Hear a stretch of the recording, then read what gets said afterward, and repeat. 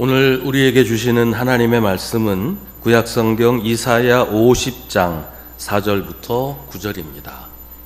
하나님의 말씀을 봉독하겠습니다. 이 말씀을 통해 하나님의 음성을 들으시기 바랍니다. 주 하나님께서 나를 학자처럼 말할 수 있게 하셔서 지친 사람을 말로 격려할 수 있게 하신다. 아침마다 나를 깨우쳐 주신다. 내 귀를 깨우치시어 학자처럼 알아듣게 하신다. 주 하나님께서 내 귀를 열어주셨으므로 나는 주님께 거역하지도 않았고 등을 돌리지도 않았다. 나는 나를 때리는 자들에게 등을 맡겼고 내 수염을 뽑는 자들에게 뺨을 맡겼다. 내게 침을 뱉고 나를 모욕하여도 내가 그것을 피하려고 얼굴을 가리지도 않았다. 주 하나님께서 나를 도우시니 그들이 나를 모욕하여도 마음 상하지 않았고 오히려 내가 각오하고 모든 어려움을 견디어냈다. 내가 부끄러움을 당하지 않겠다는 것을 내가 아는 까닭은 나를 의롭다 하신 분이 가까이 계시기 때문이다. 누가 감히 나와 다투겠는가? 함께 법정에 나서보자. 나를 고소할 자가 누구냐? 나를 고발할 자가 있으면 하게 하여라. 주 하나님께서 나를 도와주실 것이니 그 누가 나에게 죄가 있다 하겠느냐? 그들이 모두 옷처럼 헤어지고 조맥에 먹힐 것이다. 아멘. 이것은 하나님의 말씀입니다. 강풀이라는 만화가가 있습니다. 요새 그분이 그린 만화가 대부분 영화가 되거나 드라마가 돼서 화제를 많이 모읍니다. 무빙이라는 드라마도 있었고 조명가게라는 드라마도 최근에 방송을 했었죠. 그분이 이제 초창기에 그린 만화 중에 바보라는 만화가 있습니다. 옛날에는 동네마다 좀 모자라는 친구들이 있었어요. 옛날에 집집마다 연탄을 뗄 때는 연탄가스를 맡아서 뇌에 손상이 온 그런 친구들이 종종 있었거든요.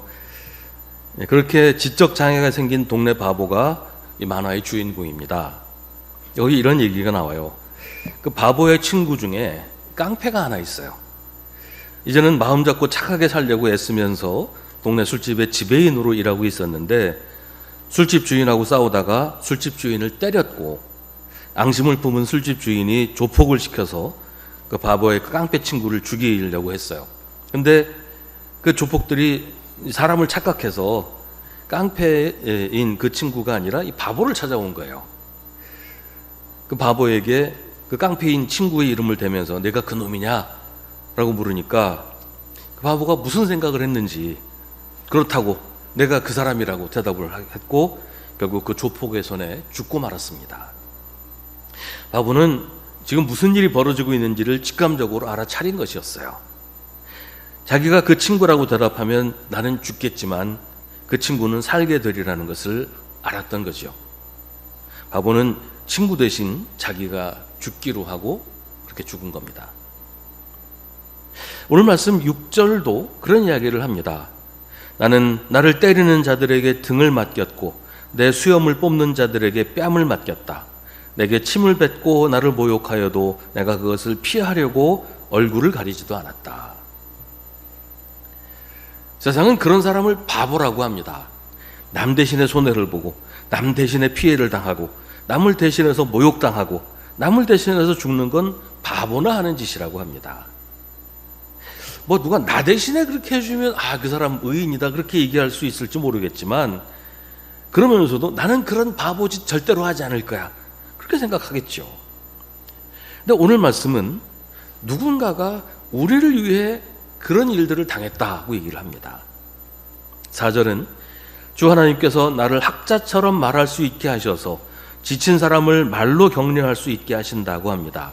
여기서 말하는 학자는 공부를 많이 한 사람, 무슨 대학 교수나 박사나 이런 사람을 말하는 게 아니고 계속해서 공부하는 사람을 말합니다. 그러니까 학자처럼 말한다는 것은 자기가 뭘 많이 알아가지고 자기 지식을 전달한다 그 얘기가 아니고 날마다 하나님께 배워서 하나님이 자기에게 가르쳐 주신 것을 사람들에게 말해준다 그런 얘기예요. 지친 사람을 말로 격려한다는 게 사실 쉬운 일이 아니잖아요. 내가 멀쩡하면 남을 위로하기가 쉽지 않아요. 하지만 하나님께서 그 입술에 하나님의 말씀을 담아주시면 지치고 낙심한 사람을 위로할 수 있습니다. 사람의 경험과 사람의 지식으로는 누구를 위로할 수 있겠어요. 하지만 하나님의 말씀은 나를 초월해서 위로와 격려를 전할 수가 있습니다. 누가복음 12장에서 예수님은 너희가 회당과 통치자와 권력자 앞에 끌려갈 때 어떻게 대답하고 무엇을 대답할까, 또 무슨 말을 할까 하고 염려하지 말아라. 너희가 말해야 할 것을 바로 그 시각에 성령께서 가르쳐 주실 것이다 라고 하십니다. 상황은 다르지만 같은 얘기예요. 하나님이 가르쳐 주시는 말씀을 잘 듣고 잘 배워서 사람들에게 전해주면 낙심하고 지친 사람들을 위로하고 격려할 수 있게 된다. 이게 학자가 하는 일이다, 그런 얘기입니다. 아침마다 나를 깨우쳐 주신다는 말은 매일매일 새롭게 하나님이 말씀해 주신다는 뜻이에요. 한 번 말씀하시고 그 말씀 두고 이거 우려 먹어 그렇게 하시는 게 아니고 매일매일 하나님의 말씀을 들려주시고 매일매일 새롭게 하나님의 뜻을 깨닫게 하신다는 겁니다. 하나님은 언제나 변함이 없으시지만 우리는 부족하기 때문에 날마다 새롭게 하나님을 만날 수밖에 없어요. 하나님이 날마다 새롭게 막 변해서 새로운 하나님을 만나는 게 아니고, 하나님은 언제나 변함없으시지만 하나님을 만나는 우리가 날마다 새로워지게 된다는 거예요. 하나님은 완전하신 분이어서 변할 것이 없으시지만 우리는 부족하기 때문에 날마다 새로운 하나님의 은혜를 입고 날마다 새로운 깨달음을 얻어야 한다는 것입니다. 그래서 하나님은 날마다 우리를 새롭게 만나주시고 아침마다 우리를 깨우쳐 주십니다. 우리가 매일 성경을 읽고 매일 기도하고 매일 묵상해야 하는 이유가 바로 그렇기 때문이에요. 하나님은 성경이 기록되던 그 훨씬 이전부터 세상이 다 없어지는 그 이후까지 조금도 변함이 없으시지만 우리는 항상 하나님의 말씀으로 우리를 새롭게 해야 되기 때문에 매일매일 하나님의 말씀을 듣고 하나님의 은혜를 받고 하나님이 주시는 새로운 깨달음을 얻어야 한다는 것입니다. 내 귀를 깨우치셔서 학자처럼 알아듣게 하신다고 할 때도 마찬가지로 공부를 많이 해서 다 아는 사람 얘기를 하는 것이 아니라 하나님의 말씀을 듣고 분별해서 알아듣고 배우는 사람이 학자라는 말이에요. 사람은 완성될 수 없고 완전해질 수 없습니다. 날마다 조금씩 하나님을 닮아갈 뿐이에요. 그래서 날마다 배우고 날마다 깨우쳐야 합니다. 언제나 하나님의 말씀에 귀 기울이고 하나님이 말씀하시는 대로 순종하며 살아야 합니다. 5절은 주 하나님께서 내 귀를 열어주셨으므로 나는 주님께 거역하지도 않았고 등을 돌리지도 않았다고 합니다. 우리가 하나님의 말씀을 듣고 알아듣게 되는 것은 우리가 공부를 많이 해서 아니면 머리가 좋아서가 아니라 하나님이 우리의 귀를 열어주셔서입니다. 하나님의 말씀은 공부를 많이 하고 지식이 많아야 알아들을 수 있는 게 아니에요. 하나님이 알려주셔야, 하나님이 깨닫게 해주셔야 알아들을 수 있는 겁니다. 물론 하나님이 귀를 열어주시는 방법은 여러 가지예요. 성경을 읽는 것도 그렇지만 좋은 책을 읽고 좋은 영화를 보는 것도 하나님의 말씀을 깨닫게 되는 길일 수 있어요. 좋은 책이나 좋은 영화가 하나님의 말씀이라는 게 아니고 그런 매체를 통해서도 하나님께서 우리의 귀를 열어주실 수가 있다는 말이에요. 좋은 사람을 만나고 좋은 스승을 만나는 것도 마찬가지예요. 좋은 믿음을 가진 사람과 만나서 대화를 하고 좋은 인품을 가진 스승을 만나서 배우는 것도 하나님의 뜻을 깨닫기 위한 방법이 될 수가 있다는 것입니다. 아무튼 우리는 항상 하나님의 말씀에 귀를 기울여야 합니다. 우리가 귀를 기울여야 하나님이 우리의 귀를 열어주실 수가 있어요. 우리의 귀를 우리 스스로 닫아버리면 하나님이 아무리 말씀하셔도 들을 수가 없잖아요. 아모스 8장에서 하나님 말씀하십니다. 그날이 온다. 나 주 하나님이 하는 말이다. 내가 이 땅에 기근을 보내겠다. 사람들이 배고파하겠지만 그것은 밥이 없어서 겪는 배고픔이 아니다. 사람들이 목말라 하겠지만 그것은 물이 없어서 겪는 목마름이 아니다. 주의 말씀을 듣지 못하여서 사람들이 굶주리고 목말라 할 것이다. 하나님이 말씀하시지 않아서가 아니에요. 사람들이 귀를 닫고 하나님이 하시는 말씀을 듣지 않기 때문에 그렇게 되는 겁니다.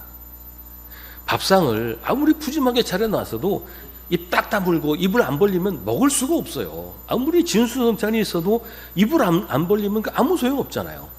하나님은 끊임없이 우리에게 말씀하시지만 우리가 귀를 닫아버리고 말씀을 들으려고 하지 않으면 그 말씀을 들을 수가 없는 겁니다. 오늘 말씀은 예언자 이사야가 선포하는 메시아 예언의 한 부분입니다. 여기서 말하는 나는 이사야가 아니라 예수 그리스도이십니다. 예수님이 하나님의 말씀을 귀 기울여 듣고 그 말씀에 순종해서 하시는 일들을 설명하고 있는 것입니다. 예수님은 하나님께서 입에 담아주시는 말씀을 하시고 하나님의 뜻을 깨달아 그 말씀에 순종하셨습니다. 예수님은 주님께 거역하지 않았고 주님을 향해 등을 돌리지도 않았습니다. 예수님이 그렇게 하나님의 뜻에 순종해서 하신 일이 6절의 말씀이에요.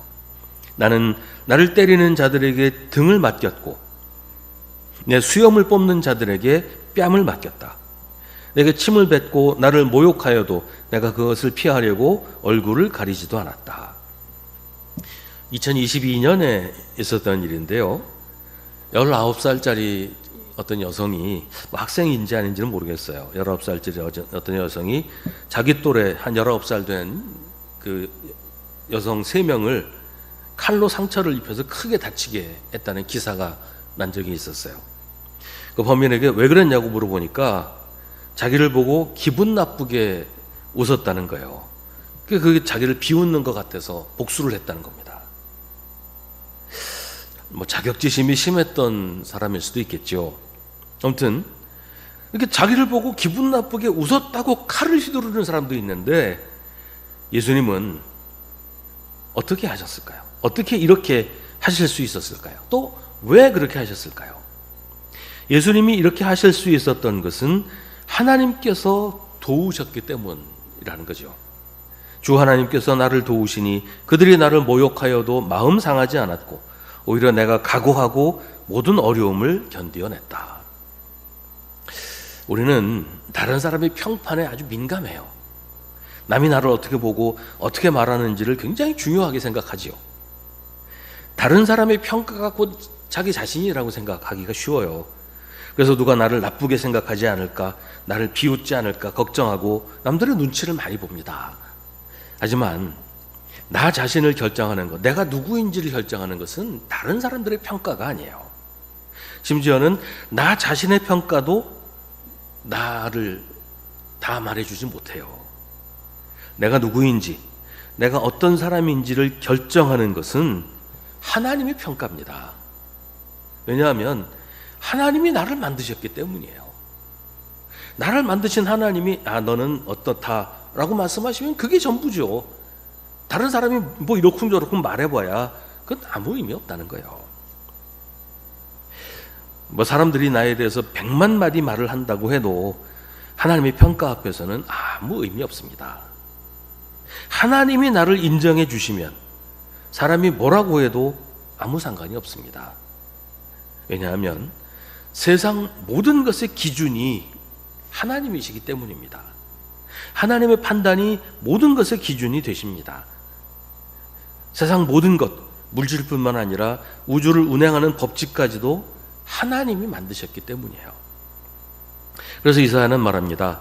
내가 부끄러움을 당하지 않겠다는 것을 내가 아는 까닭은 나를 의롭다 하신 분이 가까이 계시기 때문이다. 누가 감히 나와 다투겠는가? 함께 법정에 나서보자. 나를 고소할 자가 누구냐? 나를 고발할 자가 있으면 하게 하여라. 그 야구 경기할 때 항상 시비거리가 되는 게 스트라이커와 볼 판정이에요. 누가 봐도 한복판에 들어온 공이면 별로 그런 싸움이 안 벌어지는데 그 스트라이크와 볼 구분하기가 애매한 공은 심판 마음대로 결정하니까 이 불만을 품는 선수가 많았거든요.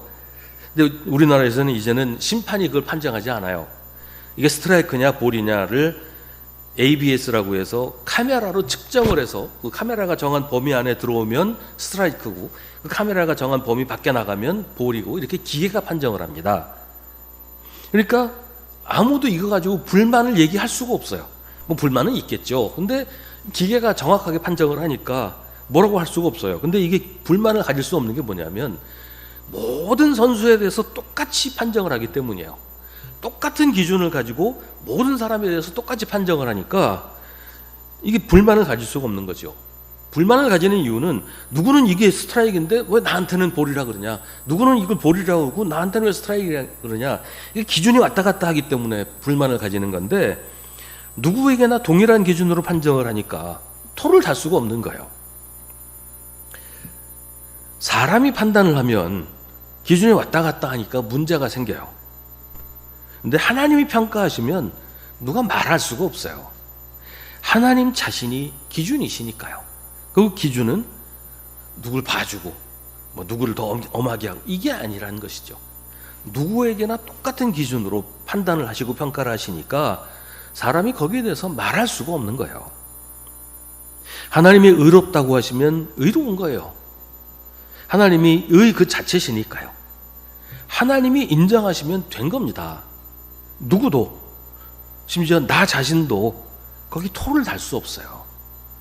하나님의 판결이 틀렸다고 하는 것은 하나님께 반역하는 것이니까요. 여기에서 믿음이 드러납니다. 말씀을 다시 보겠습니다. 나는 나를 때리는 자들에게 등을 맡겼고 내 수염을 뽑는 자들에게 뺨을 맡겼다. 내게 침을 뱉고 나를 모욕하여도 내가 그것을 피하려고 얼굴을 가리지도 않았다. 주 하나님께서 나를 도우시니 그들이 나를 모욕하여도 마음 상하지 않았고 오히려 내가 각오하고 모든 어려움을 견디어냈다. 내가 부끄러움을 당하지 않겠다는 것을 내가 아는 까닭은 나를 의롭다고 하신 분이 가까이에 계시기 때문이다. 사람이 나를 모욕한다고 속상해하고 그게 두려워서 하나님이 하라고 하신 일을 포기하는 것은 하나님을 믿지 않고 사람을 믿는 겁니다. 사람을 하나님으로 섬기는 겁니다. 사람이 나를 모욕해도 마음 상하지 않고 하나님이 나를 의롭다고 하시고 내 가까이 계시면서 나를 도우신다고 생각하는 것은 하나님을 믿기 때문입니다. 예수님이 우리가 성경에서 읽어서 알고 있는 그 모든 모욕을 참고 어려움을 견디신 것은 하나님을 믿었기 때문이에요. 사람은 예수님을 모욕하고 침을 뱉었지만 하나님이 예수님을 의롭다고 하실 것을 믿고 예수님은 그 모든 고난을 견뎌내신 겁니다. 그래서 예수님은 사람들 앞에서 당당하십니다. 누가 감히 나와 다투겠는가? 함께 법정에 나서보자. 나를 고소할 자가 누구냐? 나를 고발할 자가 있으면 하게 하여라.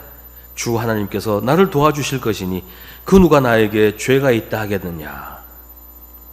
그렇게 예수님은 십자가에 달리셨습니다. 묵묵히 고난의 길을 걸어가셨고 자기에게 침을 뱉고 모욕하는 사람들 앞에서도 무너지지 않고 오히려 당당하셨습니다. 하나님이 의롭다고 하실 줄을 믿었기 때문입니다. 하나님이 가까이 계시면서 자기를 도와주실 줄을 아셨기 때문입니다. 사람은 재판에서 예수님에게 유죄 판결을 했습니다. 그래서 십자가에 처형하게 했습니다. 그러나 하나님은 그런 예수님을 의롭다고 하셨습니다. 그래서 예수님은 겁내지 않으셨습니다. 하나님이 예수님의 십자가를 의롭다고 하신 것은 그 십자가가 우리를 구원하는 것이기 때문입니다. 예수님이 십자가에 달리신 것은 사람의 판결로는 범죄자를 처형하는 것이지만 그 십자가는 수많은 사람들을 구원하여 살리시기 위한 것이기 때문에 하나님은 예수님을 의롭다고 하십니다. 하나님이 의롭다고 하시니 사람이 아무리 예수님을 향해 범죄자라고 죄인이라고 해도 예수님은 흔들리거나 무너지지 않으셨습니다. 사람이 죄인인지 아닌지는 하나님만이 판단할 수 있습니다. 기준이 하나님이시기 때문입니다. 그런데 하나님이 의롭다고 하시니 예수님은 의로우신 겁니다. 물론 예수님이 의로우시니까 하나님이 예수님을 의롭다고 하신 것이고요. 사람의 판결은 모두 자기 이해관계에 따라 움직입니다. 그래서 사람의 결정은 시간이 조금만 지나도 낡고 달라지고 틀리게 됩니다. 그래서 이사야는 사람의 판결이 옷처럼 해지고 조맥에 먹힌다고 합니다. 하지만 하나님의 판결은 영원하고 불변합니다. 하나님은 태초부터 영원까지 변하지 않으시는 기준이시기 때문입니다. 예수님의 십자가는 세상을 구원하는 하나님의 의입니다. 그게 하나님의 판결이고 판단입니다. 오늘 말씀은 메시아 예수 그리스도를 지목하고 있습니다. 하지만 이 말씀은 예수님을 따르는 우리가 들어야 할 말씀입니다. 우리가 누구를 두려워해야 하는지, 누구의 말을 들어야 하는지를 말해줍니다. 우리가 누구의 판단을 따를 것인지, 우리를 판단하는 게 누구인지 알아야 합니다. 사람이 나를 뭐라고 말하는지 아예 귀를 닫을 수는 없지만 거기에 흔들려서는 안 됩니다. 다른 사람이 나를 흔들게 맡기지 말아야 돼요. 주 하나님께서 나를 도우시니 누가 나를 모욕하여도 마음 상할 것도 없고 부끄러워할 필요도 없습니다. 내가 부끄러워해야 한다면 사람의 평가 때문이 아니라 하나님이 나를 인정하시지 않을 때 그렇게 해야 됩니다. 하나님의 뜻대로 살면서 하나님의 말씀을 행하며 살다가 사람들이 그로 인해서 나를 모욕한다고 해도 그건 자랑스러운 것입니다. 우리가 어려움을 당하더라도 하나님이 나를 어렵다고 하시면 우리는 낙심할 이유가 없습니다. 하나님이 나와 가까이 계시면서 내 손을 들어주시면 그걸로 충분합니다. 사람을 믿는 사람에게는 하나님의 도우심이 별거 아니겠지만 우리는 사람을 믿지 않고 하나님을 믿는 주님의 자녀입니다. 하나님이 내 손을 들어주시면 그걸로 다 된 겁니다. 세상을 살면서 어려운 일이 있을 때, 고난이 닥칠 때 우리에게 힘든 것은 고난 그 자체이기도 하지만 그 일로 인해서 사람들에게 모욕당하고 무시당할지도 모른다는 두려움이 우리를 더 힘들게 하지 않습니까? 사람들이 나를 미워하고 나를 공격하고 내가 잘못됐다고 내가 틀렸다고 할까봐 겁이 나지 않습니까? 하지만 하나님을 믿는 사람은 하나님이 의롭다고 하십니다. 하나님이 의롭다고 하는 사람을 하나님께서 도와주십니다. 우리가 하나님의 편이 되면 하나님은 우리의 편이 되어서 우리 손을 들어주십니다.